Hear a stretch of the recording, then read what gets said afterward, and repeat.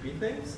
And you can return things. And so the API says, implement a method call and return a status, so 200 for this one, a bunch of headers, so we're going to say content type text HTML, and then a series of bodies. And these bodies are just an array of strings, and they will get written out to the client that called you.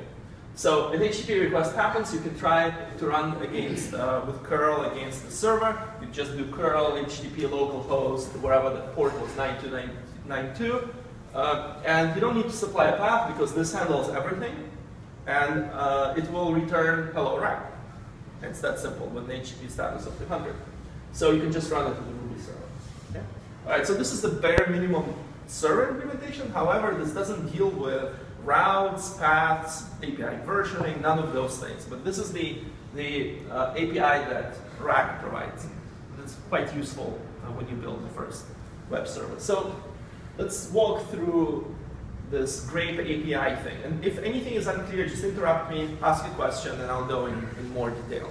So I tried to strip away a lot of grape stuff and did a dozen slides on the parts of grape, and you'll see how it all comes together. So what is grape API? Remember, that's the class from which we have inherited to make our API. And nowhere in it we had to do anything rack specific. We just wrote get, post, delete, and all those kinds of things. So the grape API is a class. And this class has two parts. It has the things that evaluate at load time. So these are inside the class self. And things that are instances of the grape API class. So the two methods that this implements as static methods are this call with environment. So think of it as if I can connect it to rack, then I can get a call, and then I can basically hit this point. That's exactly what it is. That's just an implementation of a typical rack-based server.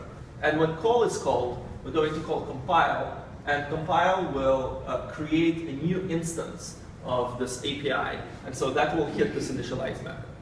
Right? So all this is a trick to connect rack to something. And that something is an instance of the grape API. So that gets created once, the first time things load or something like that. There is the actual code has some thread safety built in, but it's not listed here. Because if you have two threads calling call at the same time, then compile should be protected. Otherwise you get the wrong thing. So you get two instances, but you just want one. So what do we do in this initialize? So rack provides a bunch of functionality that can connect HTTP paths to some implementation. One of those things that's pretty magical is called a route set.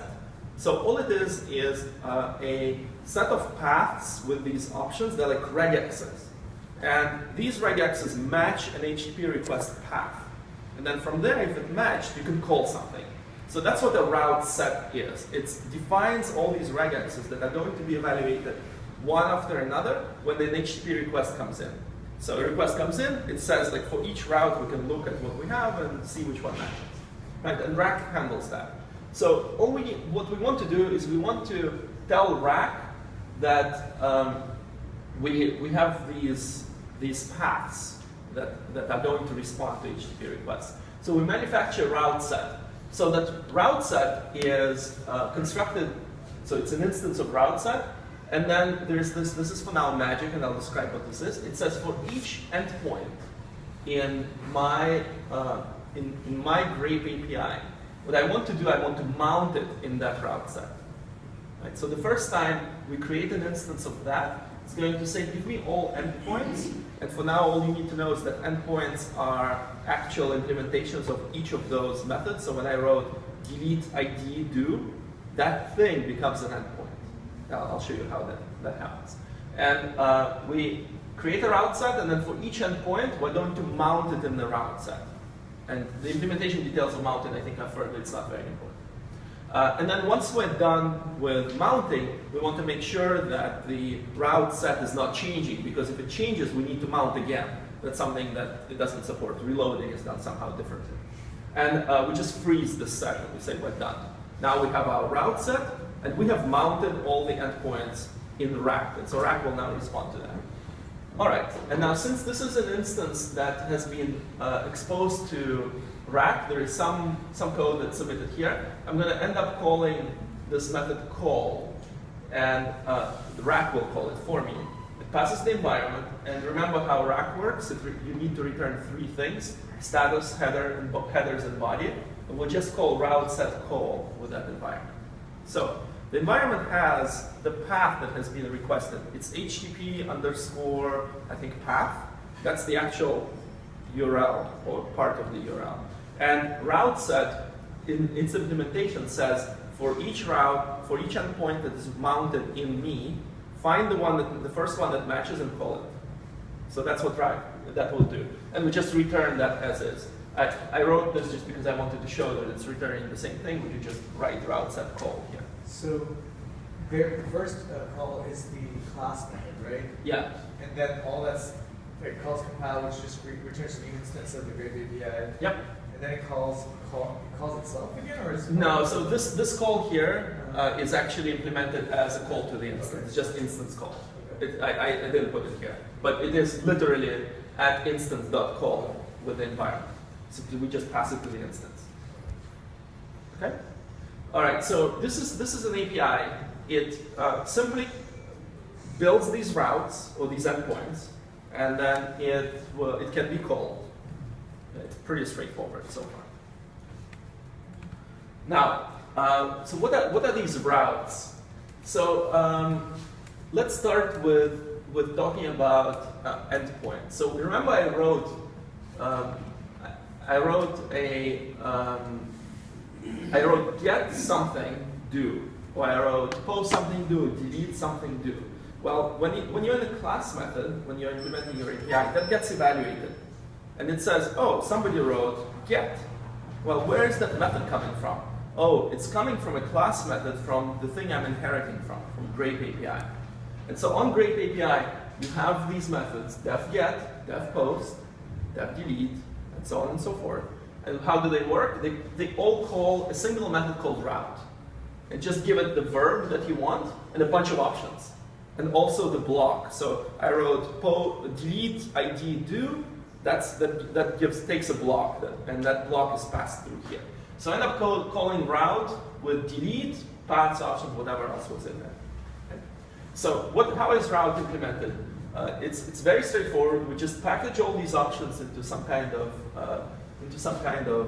hash, and we create a new instance of a grape endpoint. I'll show you what that does. What do we give to the grape endpoint? We give the current settings of our API so far. Remember, I did this version stuff, and I had format JSON. That influences settings, and I'll show you what that does. So for now, it's like a hash of a bunch of options. So at whatever point we're going to take those settings, we'll dupe them, and we'll send them into this endpoint. And we'll pass the block that is going to be evaluated. So now all we did is, it's a proxy. We created an instance of grape endpoint that will know about API's options, settings, and it will know the block that it needs to execute. Okay? So this is just a factory thing. We want to create another type called an endpoint, because that's what that block is going to be. We just added 2 endpoints. This is this array of things. Remember on the previous slide, what we did is we called endpoint mount in. So once we have all these endpoints, we're going to call mount in route set. Mount in will be implemented on endpoint. All right, so now I have my endpoints. And let's look at these settings. What are those settings? So those settings are nothing other than a hash, but it supports namespacing. This is just a little story. So you can do things like resources do and a whole bunch of stuff, and that creates a new instance of those settings. So every time you nest further in your API, you're actually creating new instances of settings, inheriting from everything above, and taking new options as you go. So you don't think about it as a single hash, think about it as a localized hash to the code where you are. And there's some really cool code in there which imbues these settings as you move forward. It's a little tricky. Beyond the scope of here. But for simplicity's sake, within a single place in your API declaration, settings are just a hash. And so here's a method default format on the grape API that takes a format, and we just say, oh, are we setting a new format? If so, set default format to the new format. And so it can be JSON, text, or something else, right? Otherwise, we just return default format. This is a simple trick to return something when you don't pass it a value. It's like it's nothing else in the property, basically. And so if you just do API.default format, it will return the current format and not change anything. If you do default format blah, it will set it. So that's all it is. And then set, it just sets the key to a value. And the whole nesting is dealt with elsewhere.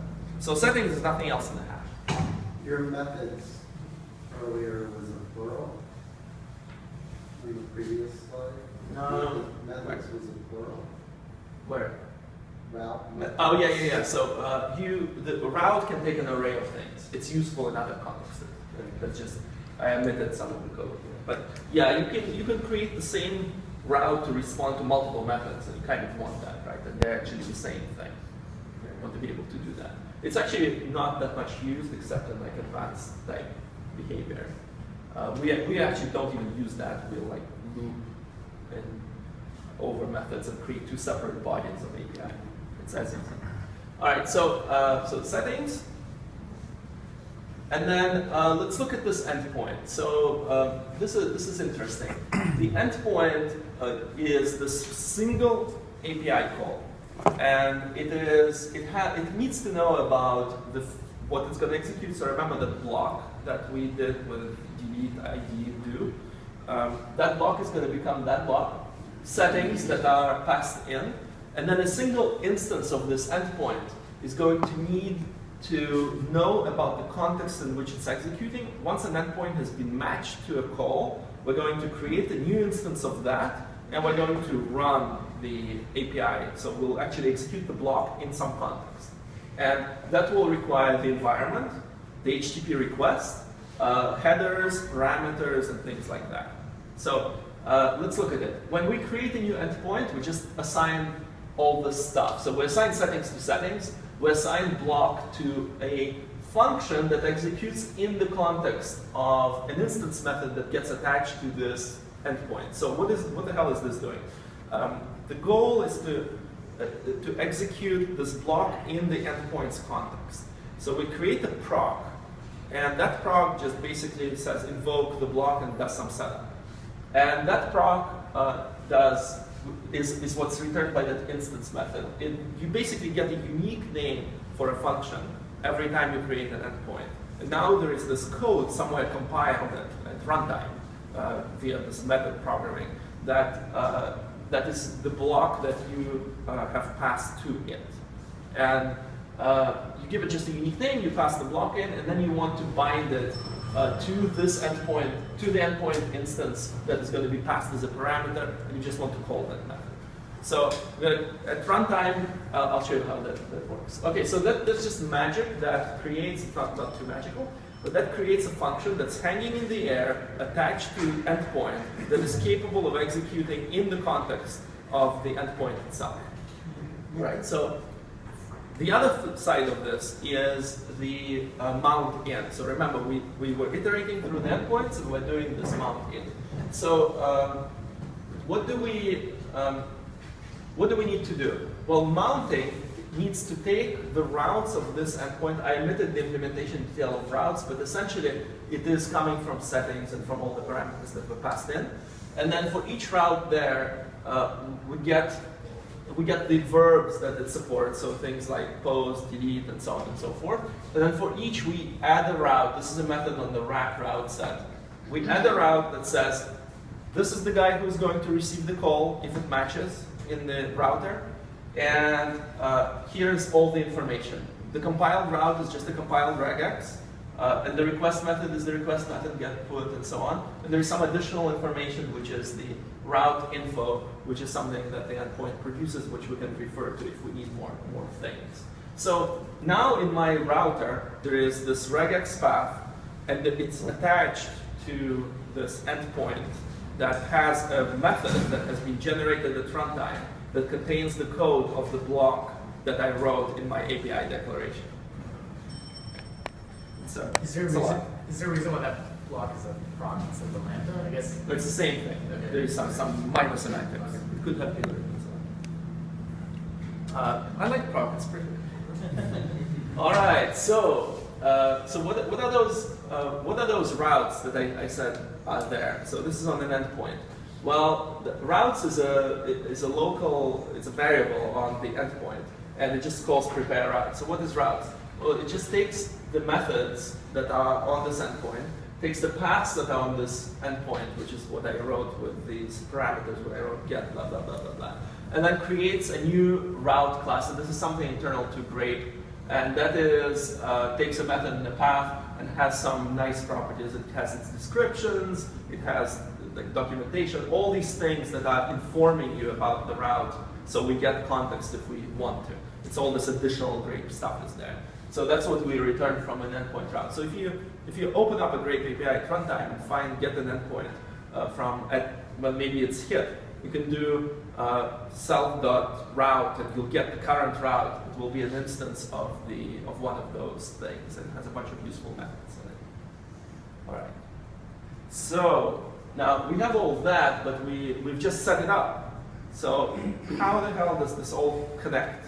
What happens when a call is made? So the execution of the request eventually needs to get into this instance of this endpoint.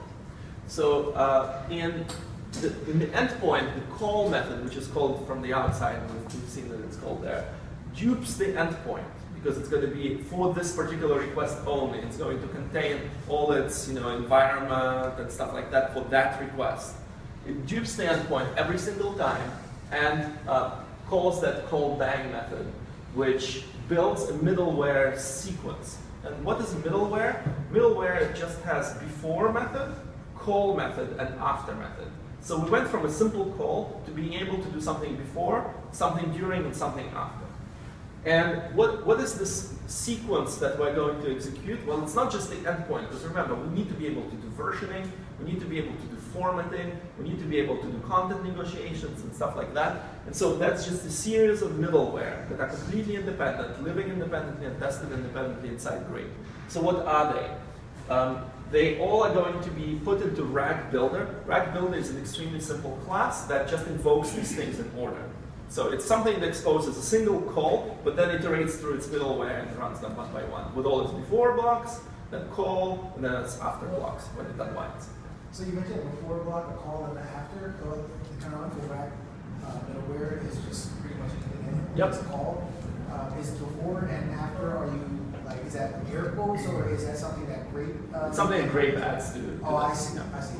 So they all inherit from a Grape middleware base, which has those two methods that they do the before and the after.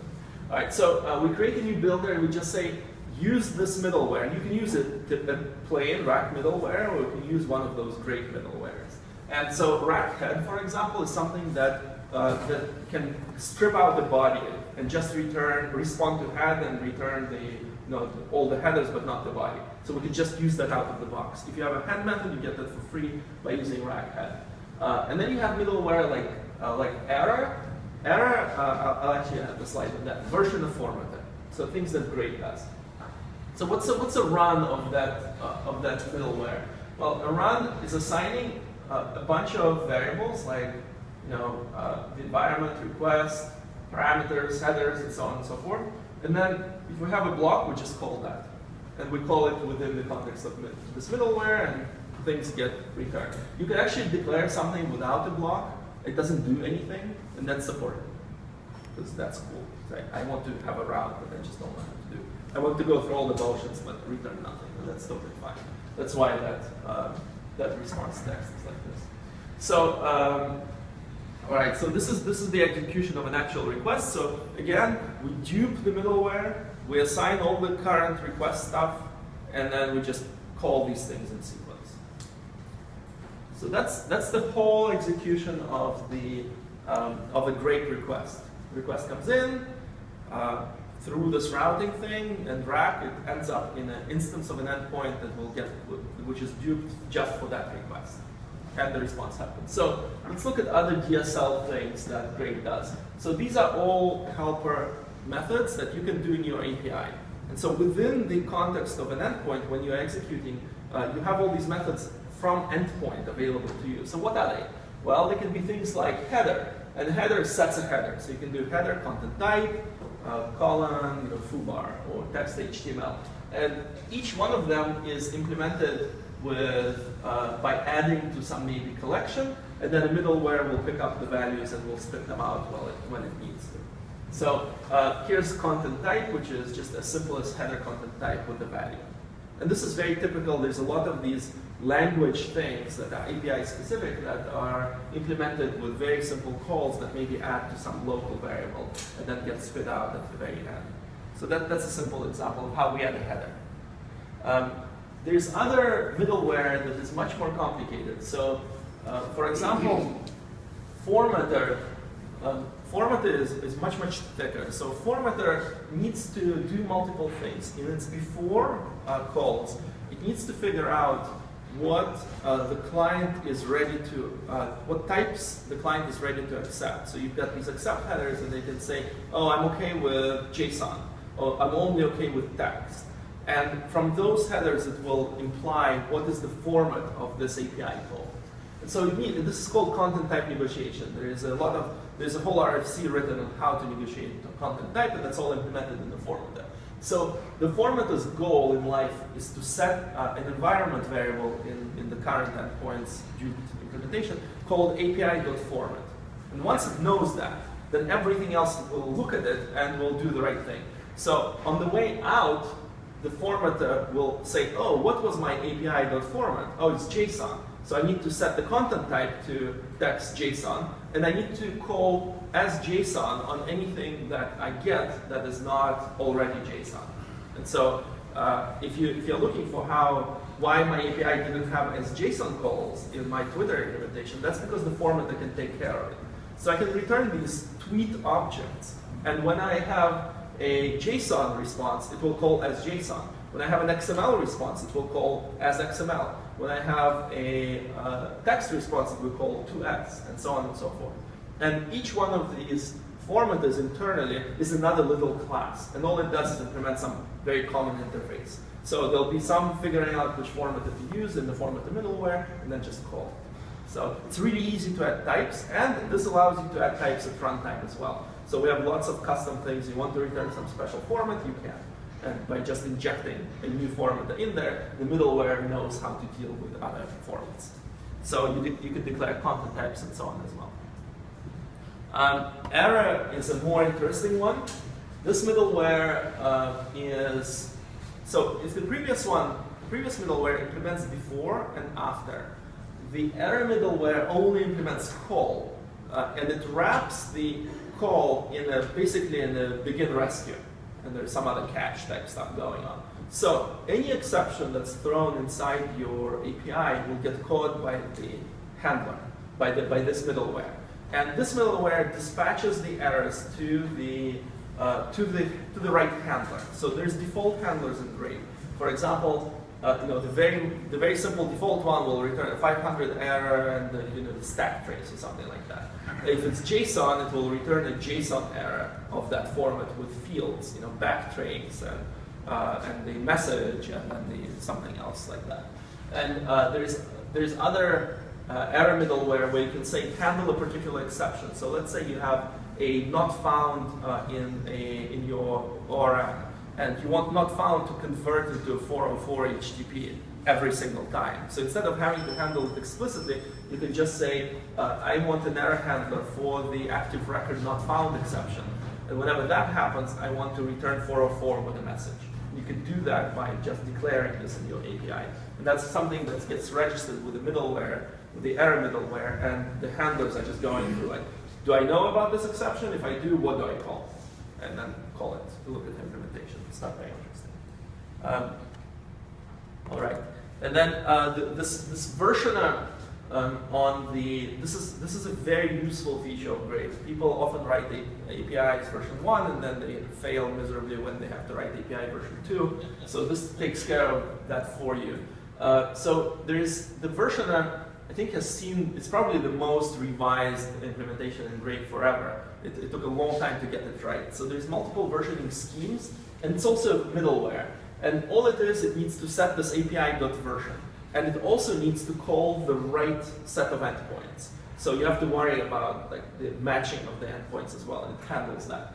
So you can say, in Grape, you can mount an API version 1, and you can mount an API version 2 with a different set of matchers. So for example, there's the accept version header that deals with the accept HTTP header, which can tell you, I only accept version 2 of this API, or I accept anything, or I accept anything that's all bigger than 2 or 3 or something like that. So all that is handled for you. There are path. The path version is the simplest one to understand. It's one where in the path, in the URL, you have API v1 or v2 or v3 or something like that. That's the path matcher for the version. It can extract the version, and you can tell it how to parse this thing. There's a default parser. So there's the Grape APIs which use path version typically have a prefix, a version, and then whatever other route.